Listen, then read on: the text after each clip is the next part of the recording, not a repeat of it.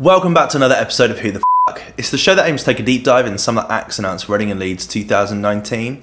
In today's video, we're looking at Fidlar. They're a punk band based out of California. If you've never heard of them before, hopefully this video will help answer the question, who the f**k is Fidlar?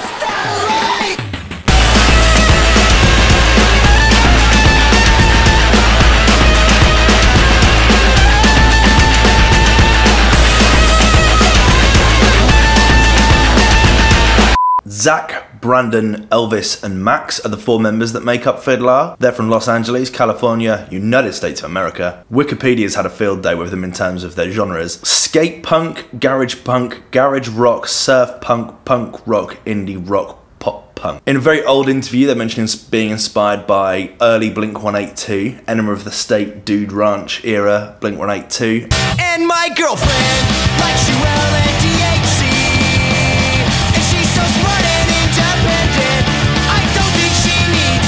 And people like Limp Bizkit. It's all about the he says, she says, bullshit. I think you better quit talking that ish. So come and get it. But in my opinion, they're clear inspiration for so many of the great punk bands that are around at the moment. People like Swimmers, Waves, But my head hurts, and without you it's worse. Party Baby,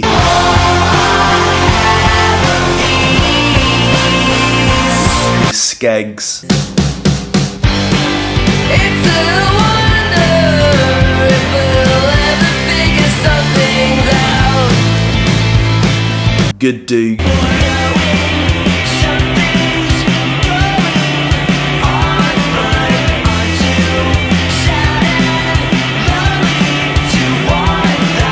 and the Chats. I'm on psycho, so leave me alone. I'm on psycho, so leave me alone. Initially, they were called Fuck the Cloth before changing their name to Fidlar, an acronym for Fuck It Dog, Life's a Risk, a skate mantra stolen from Zach's former roommate. They released their eponymously titled debut EP, Fidlar, in 2011, led by the record Wake, Bake, Skate.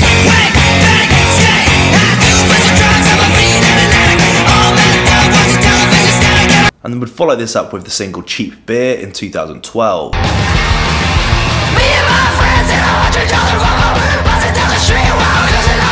They released their second EP, Don't Try, which was led by the record No Waves.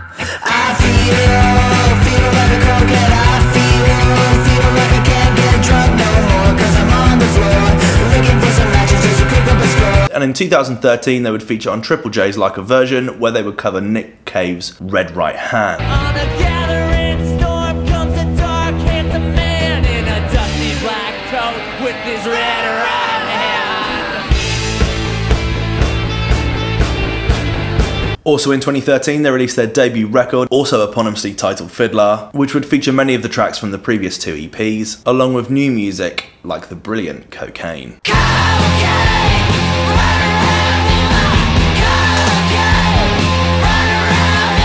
2 years later, they released their second album, which was geniusly titled 2, which would feature records 40 Ounce on repeat, Because everybody's got somebody, West Coast, Woke up, you got me with a smile, passed out on your bathroom tile, and I think that this is and Drone. I don't wanna be a drone.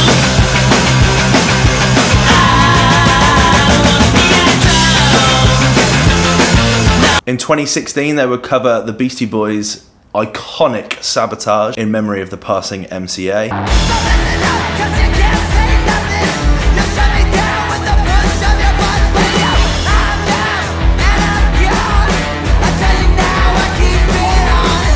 And in April 2018, they released their first original music in over 3 years, releasing the single Alcohol, which is fucking great. Give me some.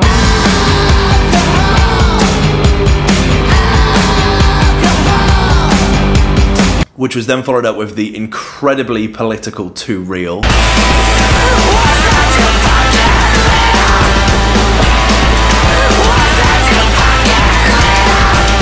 a wonderful commentary on the political climate in America at the moment, whether you're left or right wing. And in January of this year, they released their much anticipated third album, Almost Free. It's a f***ing great album. I really, really like it from start to finish. I think it's brilliant. There's plenty of standout records, but By Myself has to be one of the biggest ones.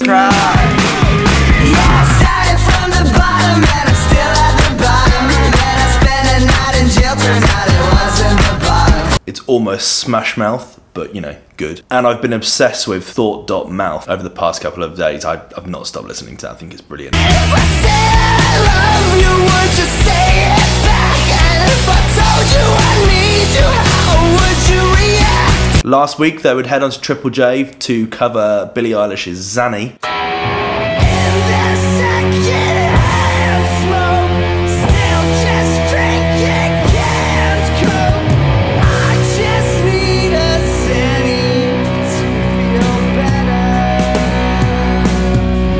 Their second time on their Like a Virgin studio. And in addition to being part of Fidlar, Zach, the lead singer, is a producer, working with many punk bands, including June Rats. If you're Australian, you'll know June Rats. And the Swimmers' debut album, WTF Video for Swimmers, comes out tomorrow. Their most popular record is 40 Ounce on repeat. Everybody's got somebody, everybody but me.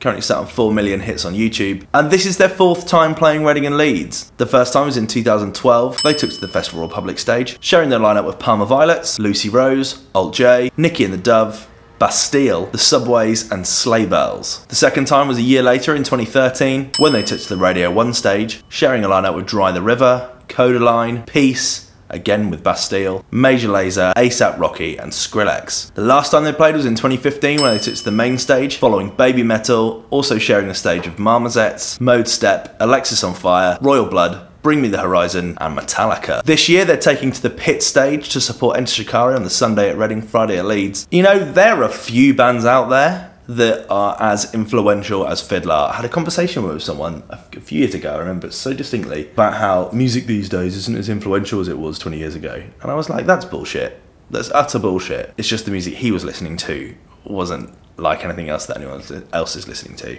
But Fidlar is so influential on so many modern punk bands. They've almost created like a sound and a genre of their own. I think they're brilliant. I really do. I think they're absolutely incredible. Arguably, they're the most influential band at this year's festival that I can think of anyway. This will be their fourth time playing and I've missed them all three other times, so I feel like I have to check out some of their set. My biggest concern is that they're going to be clashing with both Swimmers and Foo Fighters.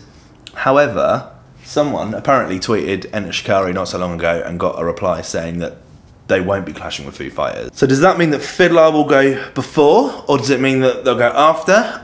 Honestly, I don't know. If this is the case, then I'm gonna have to miss part of Foo Fighters' set, because I just have to see them, at least in part, I have to. Currently, it does look like there's about another 5 acts to announce on the Sunday at Reading, and we're like, what, 2 weeks away? So I'm hoping they just close the stage early. But I can't miss this set entirely. I just can't, I really don't want to. So on the likely to see scale, I'm gonna go with a 9 out of 10. What do you think? Are you excited to see them in this year's festival? Have you seen them perform before? Are you a fan of their music? You know, if you are a fan of any of those bands that I mentioned before, then you have to like Fidlar because they are so influential on so many people. They just so are. Yeah, I think they're great. Let me know your thoughts in the comment section below as always, and I'll see you in the next one. Cheers. Last one tomorrow. Bye.